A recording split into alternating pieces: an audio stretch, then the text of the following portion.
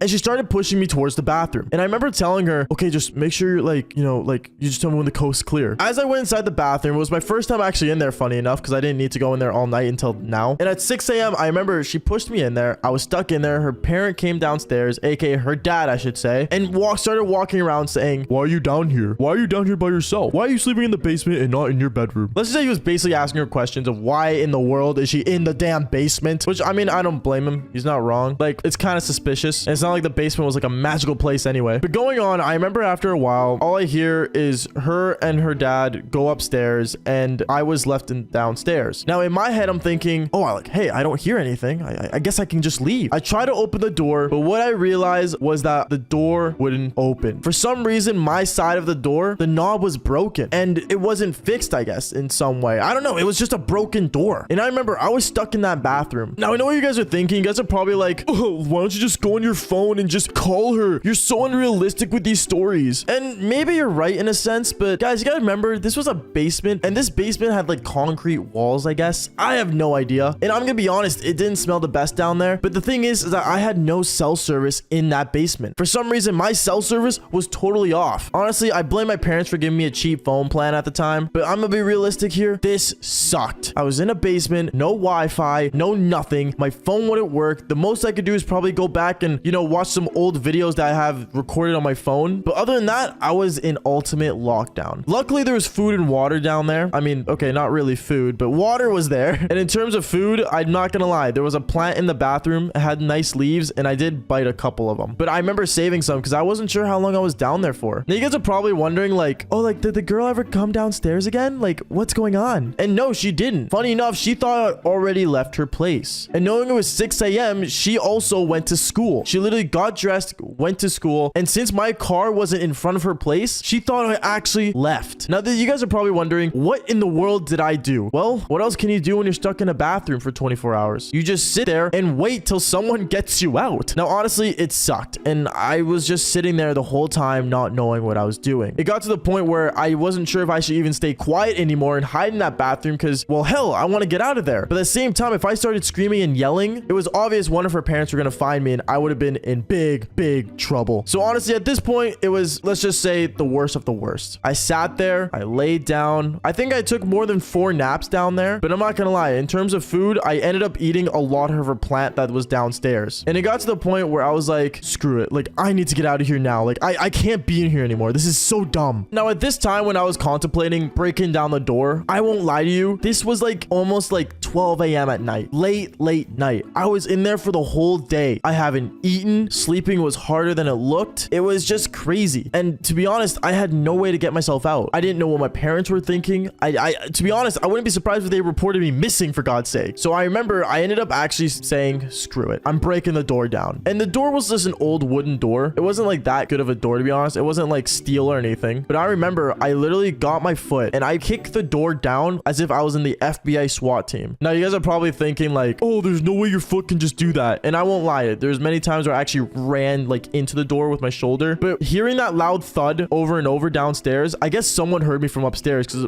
right after I broke through that door, I hear 2 footsteps coming down the stairs. It wasn't one person, it was 2. And one of them was the chick that I was doing the devil's tango with, and her dad in a bathroom robe. I remember her dad looked at me, and I remember she looked at me all freaked out saying, "You're still here?" And I remember when her dad heard her say that, her dad looked at her, looked at me, and said, "Still?" Oh boy, this was really bad, because I remember her dad sat me down on the couch downstairs and said, "You were in my bathroom for how long?" And I had to mention the whole story to him and basically apologize for, well, not only, you know, doing the devil's tango with her daughter, but at the same time, I guess being locked in their house for 24 hours. I'm not gonna lie, the dad was more upset with the girl than me, because, well, hell, I was in their bathroom for 24 hours. It sucked. But if I'm being honest, just make sure you guys fix your doors. Just please. I'm sick of doors not working. I love bathrooms, but I don't love them that much. Bro, for some reason, I was bricked and it would not go down, no matter how many times I did the devil's cream. And I was bricked for 24 hours. Yo, what is going on, you guys? My name's Bubba, and welcome back to another super embarrassing story. So this story all takes place back when I was in high school, and this was my grade 10 year. Now, in grade 10, one thing I will say was that I was known as a player, meaning that, like, everyone in my school literally knew that I was pulling girls left and right. And I will say this, yes, it led to a lot of girls not liking me, but at the same time, it made a lot of girls curious of how I was so good at doing the devil's tango. But I remember one day specifically in my grade 10 year where basically I was sitting in the cafeteria with me and my friends, and a girl ended up walking up to me. She walked up to me and said, "Hey, Bubba, I was just wondering, what are you doing after school?" Nothing yet. Why?" Well, like, I was wondering if you wanted to, like, hang out."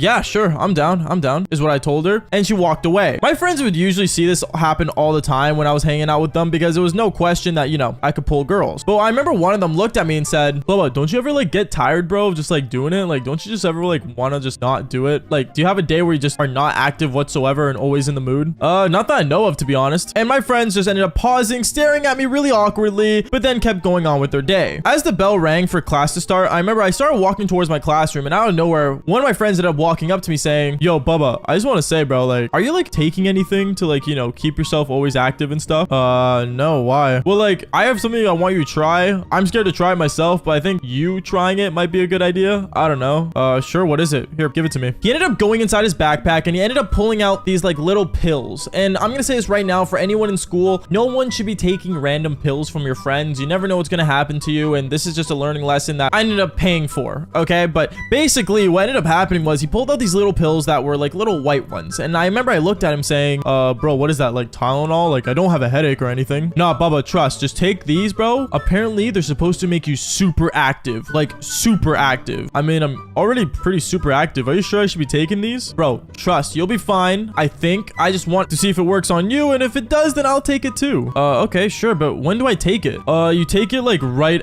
before you're about to do the devil's tango." "Okay, well, I guess I'll take it later then." I ended up putting the pills in my backpack, and I remember I ended up going to class. And basically, throughout the whole school day, in my mind, I had a question of, what do these pills actually do? If you guys know what they do, then comment down below. But me, I didn't really know what these pills did, and I was actually questioning if I should even take them or not, because usually I'd never had, you know, a performance issue down there with my eggplant. But going on with the story, I remember after school came around, and basically I ended up meeting up with this girl in the front of the school, and me and her, we started walking straight to the mall. We walked around, had a good time and stuff, and then that's when she told me, "Oh, Bubba, I was just wondering, do you want to, like, maybe head back to your place?" Yeah, sure, I'm down, is what I told her. And we ended up going back to my place. And, well, I remember when we got to my place and and we started basically sitting in my bedroom. We ended up making out, and one thing led to another. I remember that I had these pills, so I ended up basically pushing her off me for a sec, and I said, yo, I have to go to the bathroom real quick. And I ended up grabbing my backpack as I was going to the bathroom, and I ended up pulling out these pills. Now, when he gave me these pills, I just want to say that these pills were not in any sort of box or any sort of container. They were straight up in a plastic bag, or not a plastic bag, but like a Ziploc bag. So I remember as I'm looking at these pills, I'm thinking to myself, okay, there's 4 of them in here. Do I take all 4 or do I just take 1? And I didn't really know what to do, so I only did what was the smart decision, and I took all 4. Now, I'm gonna say this right now for anyone that, you know, takes any sort of pills or anything, it can lead to very dangerous things, and it's better safe than sorry. But basically, I ended up taking all 4. I ended up drinking water from the sink, and I went back into the bedroom. When I went back into the bedroom, me and her, we basically got back into the mood. We ended up, you know, getting close and stuff, and one thing led to another. I started to realize, like 20 minutes later, that my eggplant was severely bricked. Like, bricked than it's ever been in my life of doing the Devil's Tango. And at that moment, I'm looking down at myself thinking, whoa, okay, I guess. And me and this girl, we ended up doing the Devil's Tango. And I'm not joking. No matter how many times me and her did the Devil's Tango, I would never, and I mean ever, get unbricked. I was like permanently bricked. And I remember this girl, after like 4 hours of me and her doing it, she looks at me and says, Bubba, are you just like not attracted to me? What's going on with you? I'm gonna be honest, I'm not really sure what, but it's okay. This happens usually. Okay. Now, I totally ended up lying to this girl, but at the same time, I really had no idea what was going on with me. And I remember this girl ended up going home, and me, the whole day, as I was just walking throughout my house, taking a shower, eating dinner with my family, I was just always bricked, and I didn't know why. I remember I ended up basically that night tried to go to bed, but I realized that for some reason, I was not able to sleep because I was still bricked. So in my mind, I'm thinking, you know what? I'm just gonna, you know, beat my meat and get it over with. And I started doing that. One thing led to another. I remember I ended up basically beating my meat until like 4 a.m. at night. I got no sleep that night since I was so, well, I guess, caught up with trying to get my brickness down that it was just not stopping. Now, I know the story sounds really weird, but trust me, it gets a lot worse because I remember the next day when I went to school, instantly, the first person I went to was my friend who gave me those pills. And I walked up to him and said, yo, bro, I need to talk to you right now. Yeah, sure. What's going on, Bubba? No, like, I need to talk to you like right now. Come with me. I ended up grabbing him by the wrist, and I grabbed him and I dragged him to the bathroom, and I ended up pushing him into a bathroom stall and said, yo, bro, tell me, what are these pills exactly? I don't know. Some girl gave me them, and like, she said like it'll help us like, you know, do the Devil's Tango better, but like, I didn't trust her, so like, I ended up giving it to you. Well, bro, I've been bricked the entire day since yesterday when you gave me them. I am not joking. I've been bricked for almost 24 hours. Like, why isn't this going down? I remember he looked at me and kind of started to worry because obviously, like, it's really not easy being bricked for this long. And he ended up saying to me, okay, Bubba, I have a question. When I gave you the pills, how many did you take? Everything that was in the bag. You took all 4 of them? I remember at that moment, he started freaking out and he said, bro, you were only supposed to take 1. What are you doing? Well, you didn't say that, nor did you write it down. So I thought I should just take all of them. No wonder you're bricked, bro. You took way more than you should have. At that moment, me and my friend, we ended up searching up like pills that make you bricked, and we ended up finding out what pill it was, but we didn't know exactly what brand or what type it was because, well, like he said earlier, he ended up getting those from a girl. So I remember me being super bricked with my buddy, which is really awkward to say, but me and my friend, we ended up walking throughout the school trying to find the girl that he was seeing. And when we finally found her, we ended up basically grabbing her by the wrist, like straight up, not any conversation or words were passed between each other. And we pulled her aside into a classroom and asked her about everything. I remember when we told her everything, she ended up laughing actually. And she said to us, oh my goodness, you guys know, like, that was only supposed to be for him because he can't handle me. And I wanted him to last longer. Me just standing there awkwardly. I didn't know what to say because, well, like, you know, that's their Devil's Tango. Life, not mine. But one thing led to another. She ended up saying that in a couple hours it should go down, and well, she was right. I want to say like around lunchtime that day finally went down, and luckily for me, I ended up not being bricked anymore. But I will say this, I did not end up beating my eggplant or doing the Devil's Tango for an entire week after that because I needed to rest, and that was like only one of the first times I actually got to rest after doing the Devil's Tango. The real question is though, would you guys ever take pills like this? Because if you guys would, then just fall for more embarrassing stories. Peace out, guys.